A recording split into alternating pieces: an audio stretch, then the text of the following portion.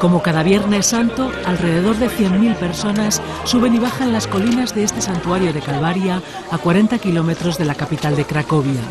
Recorren cada una de las 7 capillas que, distribuidas en un área de 6 kilómetros, recuerdan la pasión de Jesús y la vida de la Virgen. El Vía Crucis comienza muy temprano, a las 6 de la mañana, y sobre el mediodía llega a la Basílica de Nuestra Señora de los Ángeles. Cumplen con una tradición de siglos en un lugar edificado en el 17, siguiendo el modelo del Camino de la Cruz de Jerusalén. Representan el mejor símbolo del catolicismo polaco, en el que surgió la figura del papa más mediático de la historia, cuya casa natal está a solo 15 kilómetros de allí. Claro que estamos muy contentos por la beatificación, lo estamos esperando con impaciencia, rezamos por el Papa. Creo que la actitud de la gente ya ha cambiado, el Papa es una autoridad tan grande que ya no puede ser mayor. Entonces creo que después de la beatificación todo será tal como es ahora o incluso mejor. Hablan de Juan Pablo II como si aún estuviera presente.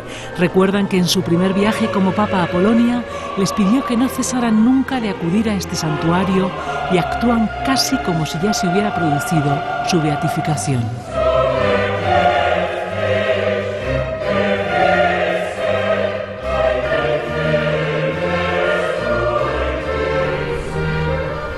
En Cracovia, como en otros lugares del mundo, se vive con expectación el prólogo de la gran ceremonia. Este domingo, 1 de mayo, Juan Pablo II, el Papa que llegó del Este, será proclamado beato 6 años después de su fallecimiento. Él, que dio a la Iglesia Católica 1.235 nuevos beatos y 448 nuevos santos, la mitad de todos cuantos fueron elevados a los altares a lo largo de su historia, ya sentó el precedente al autorizar la aceleración de un procedimiento en el caso de Teresa de Calcuta, a quien beatificó 5 años después de su muerte. Así, junto a ella, el Papa que batió todos los récords tendrá uno más, el de la rapidez en el proceso que le ha llevado a los altares. Los actos ya han comenzado en Roma con una vigilia de testimonios y oración dirigida por el cardenal que fue su secretario durante 40 años y que ha recibido al equipo de informe semanal.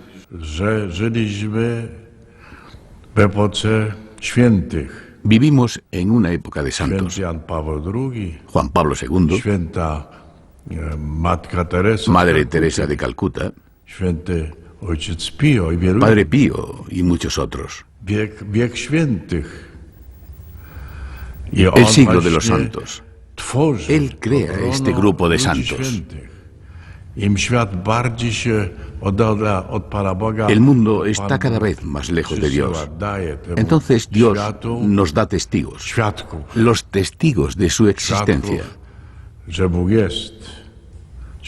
de su evangelio. Y esos testigos provocan al pueblo, a la sociedad, al mundo para que piense hacia dónde va.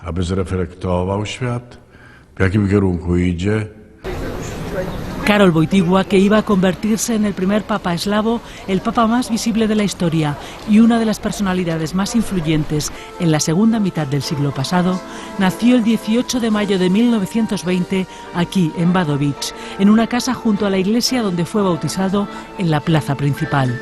Al otro lado de esa misma iglesia estaba el pequeño teatro donde el joven Wojtyła se inició como actor.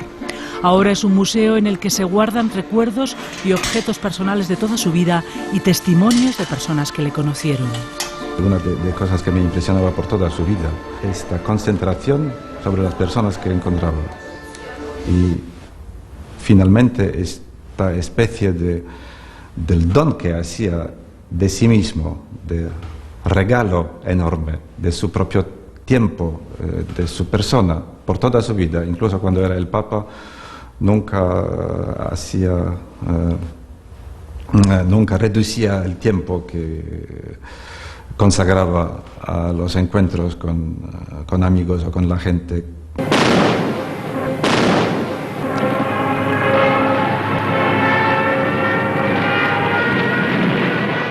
Desde muy pequeño le persigue la tragedia. Pierde a su madre y a su hermano y es testigo del estallido de la Segunda Guerra Mundial en los bajos de esta casa donde vive ya solo con su padre. Ambos intentan sin éxito huir de la ocupación nazi que le obliga a dejar el colegio. Wojtyła tenía amigos judíos y siempre destacó por su talante abierto hacia ellos.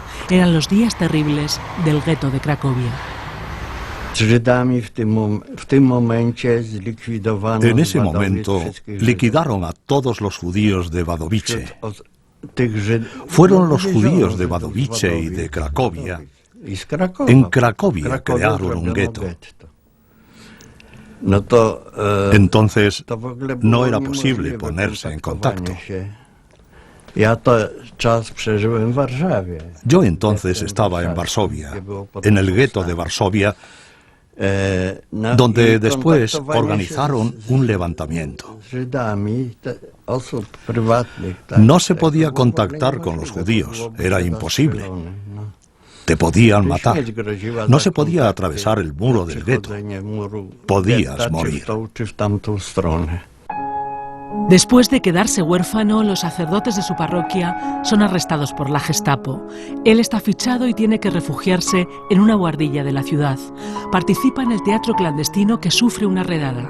Es el único que se salva por su carnet de trabajador en una cantera y en una planta de sosa cáustica.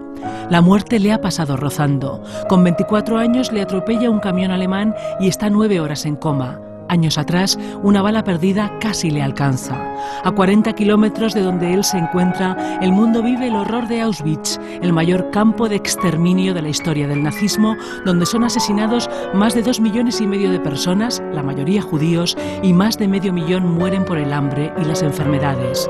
Años después, Juan Pablo II, en su primer viaje, cruzará la alambrada que encerraba una de las peores masacres de la humanidad, visitará la celda de un sacerdote mártir que después canonizaría y hará en aquel campo el más potente alegato contra la guerra y la violencia.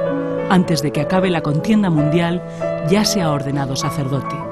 Es un lugar vinculado con la persona de Juan Pablo II, porque aquí, el 1 de noviembre de 1946, fue ordenado sacerdote. Es el arzobispado de Cracovia, seminario clandestino durante la guerra, su residencia cuando fue cardenal y el lugar donde se ha desarrollado una gran parte de la investigación con algunos de los 30 testigos de su vida entrevistados y los centenares de documentos examinados para el proceso de beatificación. Yo tomaba parte en el proceso de beatificación, en la parte del proceso que se celebraba aquí en Cracovia.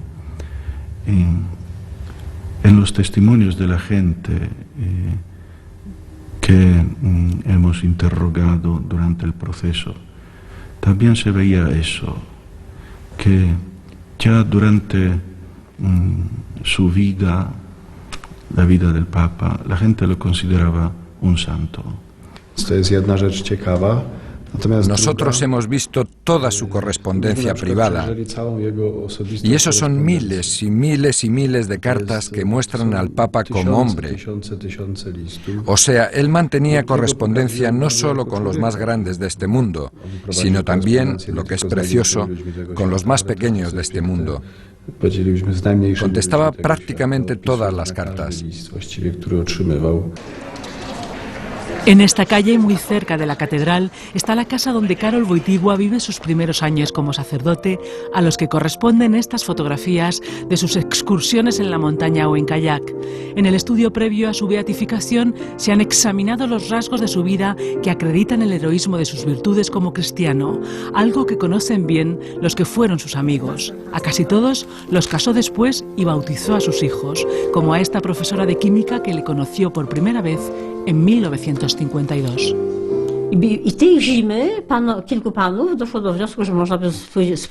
Ese mismo invierno algunos amigos tenían una idea de pasar las vacaciones juntos y llevar al padre. Y yo tengo que decirlo, porque muchas veces se dice lo contrario. El Papa no organizaba las excursiones, las organizábamos nosotros y le invitábamos. Pero él nunca las organizaba. Era la gente joven, laica, que quería tener contacto con él. Por aquella época ya se había comenzado a construir este barrio de Nowa Huta al oeste de la capital de Cracovia, y no por casualidad. Iba a ser la primera ciudad fundada sobre el realismo socialista en la que el gobierno comunista pretendía eliminar cualquier contenido religioso. Pero la historia siguió otro camino. En los años 60, la prohibición de construir esta iglesia fue el motivo de la primera confrontación entre obreros y gobierno comunista. En los 80, se convirtió en el centro de la resistencia. La lucha por conseguir edificar este templo, que hoy se llama Arca Pana, Arca del Señor, duró casi 3 décadas y en ella tuvo un papel esencial Karol Wojtyła. Los documentos de aquel episodio también se han estudiado para el proceso de beatificación. Entonces había todo un combate muy dramático en el cual Wojtyła participaba y defendía a la gente que era perseguida por haber intentado de organizar algo en favor de la construcción de esta iglesia. Sin duda, ese pontificado influyó en la dirección de la vida social y política. Cuando el pontificado empezó, parecía que el futuro iba a pertenecer al marxismo, al comunismo, pero él, firmemente, contra las tendencias mundiales, dijo no, en el futuro no habrá una lucha entre clases. Pero, ¿hasta qué punto los polacos siguen la magia de sus palabras? Yo no lo sé, ni la sociología lo puede analizar, porque no hay manera.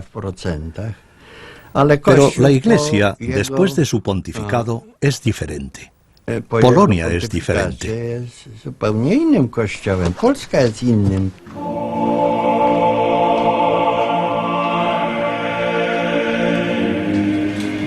A este convento regresaron hace 6 años las monjas polacas que atendían en el Vaticano a Juan Pablo II.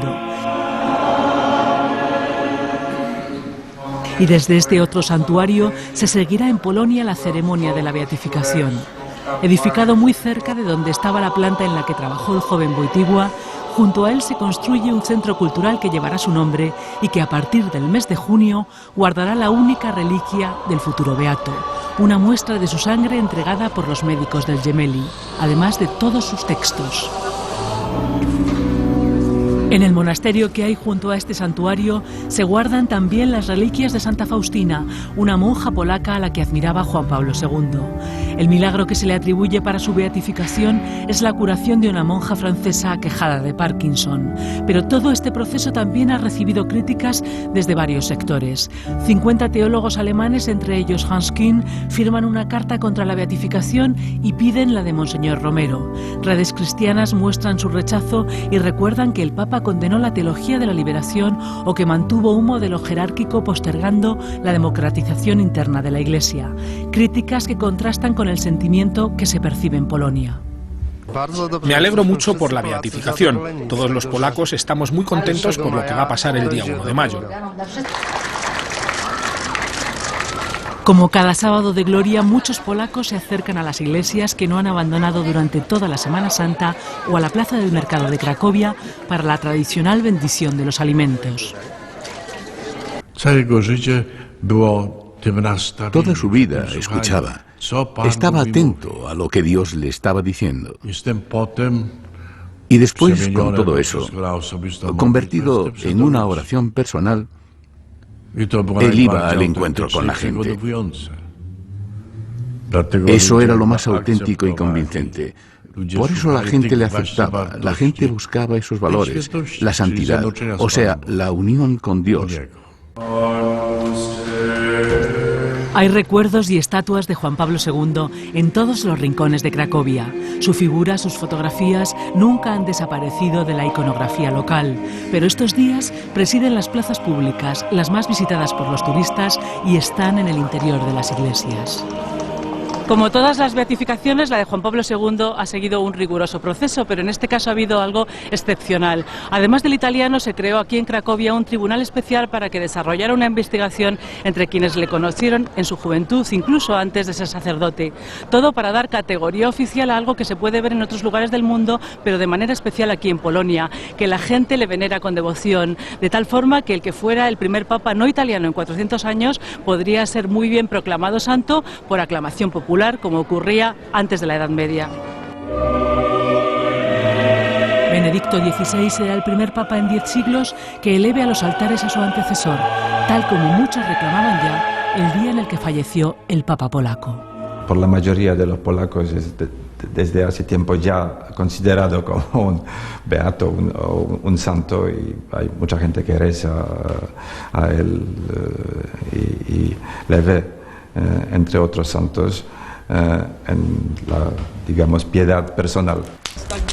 Frente al arzobispado, donde el cardenal Wojtyła tenía que salir a la ventana cuando los jóvenes le coreaban en la calle, el Sábado Santo tiene lugar en la iglesia de los franciscanos la bendición del fuego que simboliza la resurrección. Alfa y Omega.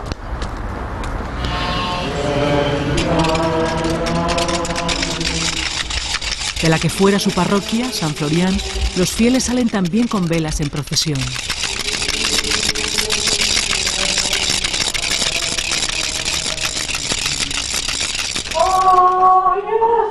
Y en el santuario de la Giedniki, las monjas repiten el ritual de regreso al monasterio. Un proceso de beatificación no justifica todas las acciones de quien es elevado a los altares, solo permite su culto. Y en esta ocasión, para miles de polacos, también supone el retorno, el regreso a la luz pública del papa más famoso de los últimos tiempos, el que quiso reformar la moral de su época.